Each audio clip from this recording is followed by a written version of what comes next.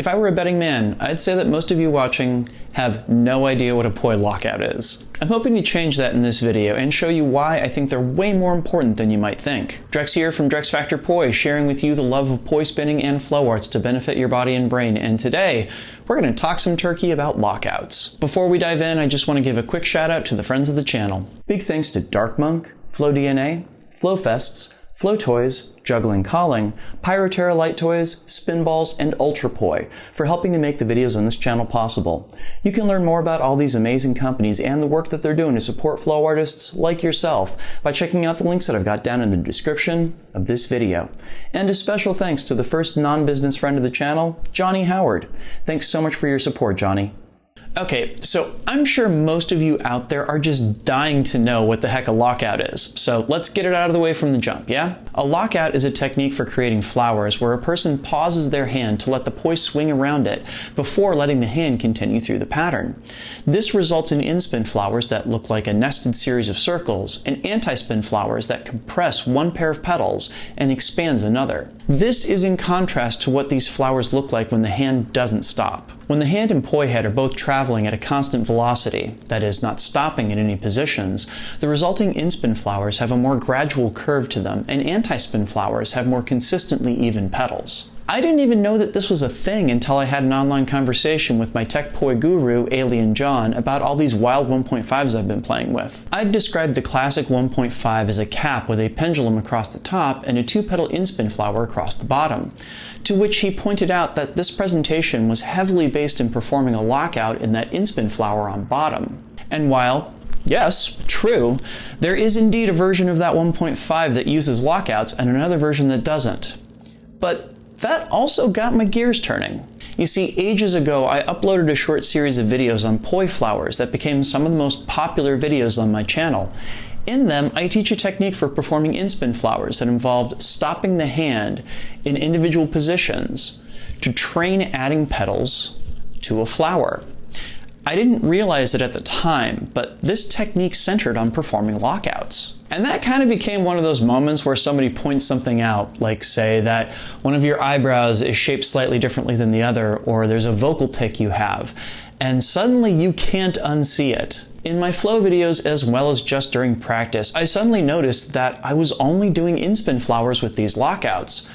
I don't think I was ever consciously aware of that fact, but now I'm realizing that I never do inspin flowers without them. And there's nothing wrong with that per se, but as soon as I realized that, I also realized that I was doing the same thing with anti-spin flowers. Usually I teach anti-spin flowers by having people learn how to do linear isolations and then expanding those linear isolations out to a full circular hand path. Thing is, using this method involves pausing the hand on either side before going up or down. Lockouts are just as much a part of this technique. Now again, let's be clear, there's nothing wrong with that technique. It'll get you to both inspin and anti-spin flowers. But I was also totally unaware that I'd baked it into the pie, so to speak. Clearly, you can go for years doing both and never be aware of the fact that you're making that choice. But, since it is a choice, how about we take a moment to look deeper into it? When might we want to use a lockout and when might we not? Let's start with pros. First and foremost, it has to be said that using lockouts for both inspin and anti-spin flowers makes them easier to learn.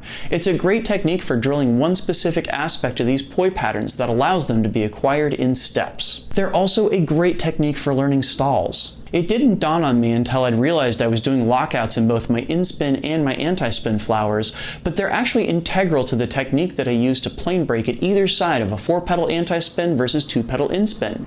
This transition wouldn't be nearly as clean otherwise. It should also be said that these techniques can be used to great visual flair too. If you lean into that start and stop dynamic, you can do something that looks a bit like dime stops with your poi flowers. It's a fun dance technique that can add something a little extra to your movement, and lockouts are a perfect way to do it. Okay, so what about the cons then? Well, I think the biggest one for purists is simply that the shapes are close, but they aren't quite right. And especially when we do things like long exposure trails or using teaching aids based upon the mathematically perfect models, the fact that we're a little off sticks out like a sore thumb. And they do also lead to a couple practical problems too. First among them are actually stalls once again. In anti-spin flowers, using lockouts to either side makes the stalls up and down fairly intuitive and easily done. But because the lockouts broaden the petals to either side, it also makes bottom and top stalls in anti-spin flowers quite a bit more challenging to learn and perform. And, well, there's also a snag when we try to do anti-brids. One of my favorite anti-brids is triquetra versus static spin. In theory, a one-petal inspin is just an inverted triquetra, but when I try to perform both together, I really struggle to synchronize the two patterns. Why? I'm so used to doing lockouts for my inspin petals that I can't keep my hand up with that static spin poi, and it cannot slow down enough to work with a locked out inspin flower. So I'm finding that after nearly a decade and a half of poi spinning that I'm having to go back and relearn my flowers without lockouts in them.